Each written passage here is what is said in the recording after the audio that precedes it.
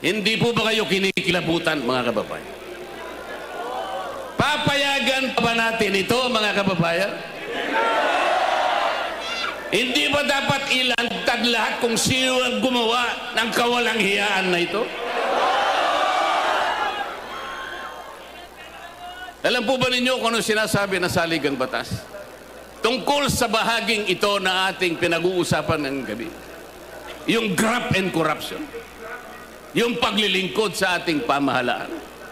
Article 2, Section 27 of the Philippine Constitution.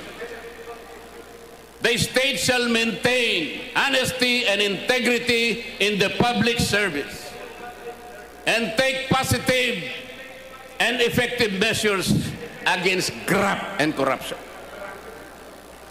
Dapat panatilihin ng Estado ang isang tapat at may integridad na pagsisilbi sa ating bayan.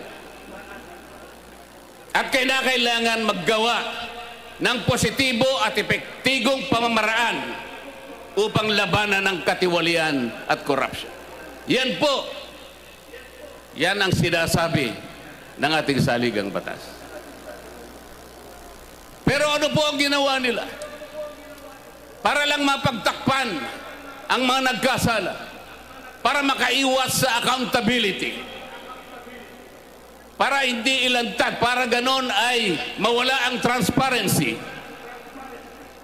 Ano po ang ginawa ng dating Secretary of the Department of Justice, ngayon po ay Ombudsman, Boying Remulla, nung tinanong siya sa Kongreso na paminsan-minsan ay kailangan nating baluktutin ang batas para sumaya ang tao. Tinanong siya kung totoo at tama ang sinabi. Ang sagot niya, yes sir. Siya po ang Secretary of the Department of Justice na ngayon ay Ombudsman. Yung kanyang Prosecutor General, kamakailan lang ay dumalo sa aming pagtitipon sa Blue Ribbon Committee. Doon ay pinilit na naman nila na yung restitution, yung pagsusoli muna ay kailangan gawin ng sino man na gustong mag-apply sa ilalim ng Witness Protection Program. Isipin po ninyo, kahit wala sa tuntunin, kahit hindi requirement ng batas, ipipilit nila, mabaluktot lang ang batas. Kayo po ba, kapag pumunta kayo sa isang restaurant, ang unang pupuntahan o ang unang pupunta sa inyo ay yung waiter. Ibibigay yung menu. Doon ay makakapamili kayo kung anong gusto ninyong kainin. Halimbawa po, ay pinili ninyo na iluto para sa inyo ay paksiw. Paksiw na bangus halimbawa. Pagkatapos na maibigay nyo sa kanya ang inyong kagustuhan, bigla niya kayong binulungan. Sir, madam, bago ko po iluto ang inyong hiniling na paksiw, ay kinakailangang pumayag kayo na yun ay lalagyan ko ng toyo. Papayag ba kayo? Ang hiniling ninyo paksiw eh. Ang gusto ng Prosecutor General, kahit wala sa batas, ilalagay niya bilang isang requirement para lamang hindi mag-qualify yung tao na gustong tulungan ng gobyerno para usigin kung sino yung nagkasala.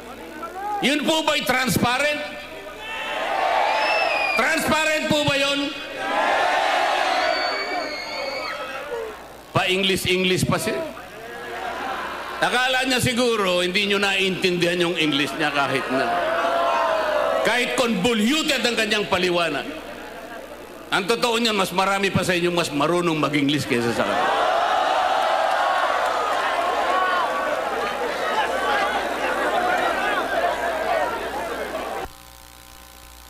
Lumabas ang video ni Saldico.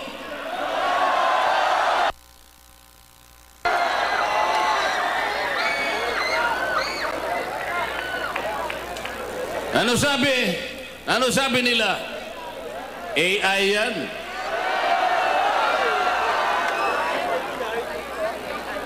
Ano? Sasagkain na naman nila yung transparency. Palalabuin na naman nila. Para sa ganon, yung accountability ay hindi natin may pipilit. AI ba yun? Yung AI walang anino eh. Nakikita ko yung anino ni Saldico.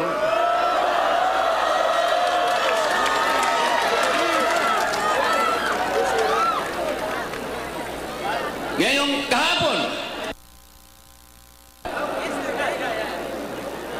dahil nakita nila yung paglalahad, yung video recording ni Saldico na sinasabi nilang AI. Paano magiging AI? Eh, ito'y unang lumabas sa official page ni Saldico mismo.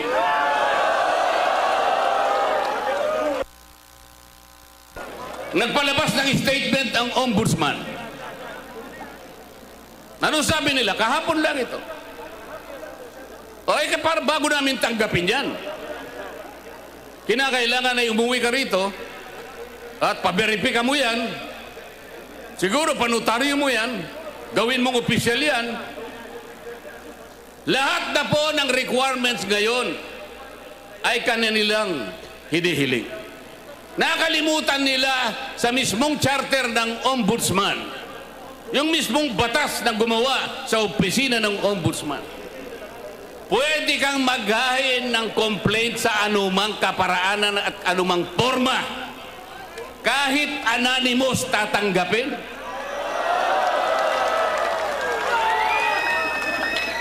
Paano natin may papalitaw ang transparency at magkaroon ng accountability sa ating bansa kung ang namumuno sa Ombudsman Office na dating Secretary ng Department of Justice at ang kanyang Prosecutor General, sila ang unang taga-usig, sila ang unang dapat magsampa ng naukol na kaso para sa ganun mapanagot natin ang nagkasala. Sila pa ang nangunguna para pagtakpan lahat ito. Papayagan po ba natin yan? Hindi ba iniinsulto nila tayo niyan? Papayag ba kayong mainsulto?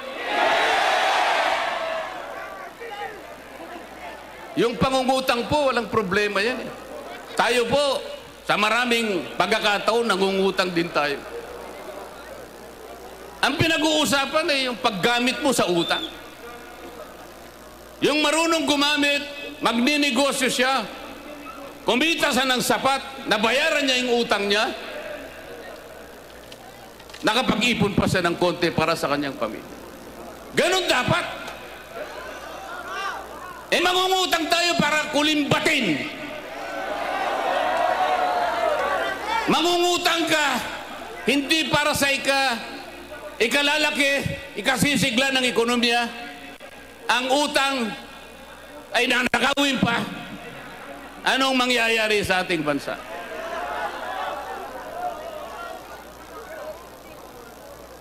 Mga kababayan, naalala ko po si Isaac sa panahon ng bayang Israel. Noong panahon ni Isaac, ang daming nainggit sa kanya. Gumagawa siya ng mga balon, naguhukay ng mga balon. Yung mga kalaban niya, mga Pilisteo, inggit na inggit sa kanya sapagkat nakatutulong siya sa mga komunidad. Lahat ng mga balon na kanyang hinuhukay, tinatapunan nila ng dumi. Pero hindi nabagabag si Isaac. Hindi siya tumigil. Alam niya ang kanyang misyon. Alam niya ang kanyang pupuntahan. Marami sa atin ang kagaya ni Isaac, mga kababayan. Si Isaac hindi niya pinatos ang mga duming ipinupukol sa kanya. Ang mga duming itinatapon sa mga balon na kanyang ginagawa. Ayaw niya nang pansinin. Katulad kanina na sinabi ng isang nagsalita sa ating harapan. Pati pala itong ginagawa natin na isang karapatan ng bawat Pilipino sapagkat ang ating kagustuhang hilingin sa ating pamahalaan na iwasto at bigyan ng lunas ang ating karangingan sapagkat nakita natin ang epekto ng malawakang pagbaha. Ito po ay protektado ng saligang batas. Kaya kailangan po nating bantayan. Kailangan paulit-ulit kung kinakailangan nating ipaalala sa ating pamahalaan na ang transparency at pananagutan ay ito lamang ang tanging dahilan para tayo'y magkamit ng katarungan. At ang katarungang ito ay siyang magdadala ng biyaya ng demokrasya na ating pagsasaluhan bilang isang bansa. Salamat po sa inyong pagkakaisa. Salamat po sa inyong pakikiisa sa ating pamamahala. Mabuhay po!